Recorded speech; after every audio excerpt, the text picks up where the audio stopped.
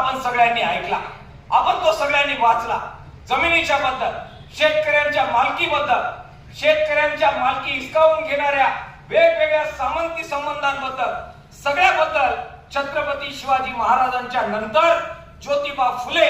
यांनी जे प्रचंड योगदान या सगळ्या महाराष्ट्रामध्ये दिलं, त्याचा परिणाम म्हणून आज महाराष्ट्रामध्ये शेतकऱ्यांची मालकी आणि त्याच्या लढ्याला बळ मिळालं, हे तुम्ही आम्ही विसरता कामा नये. अर्थातच त्यानंतर बाबासाहेब आंबेडकर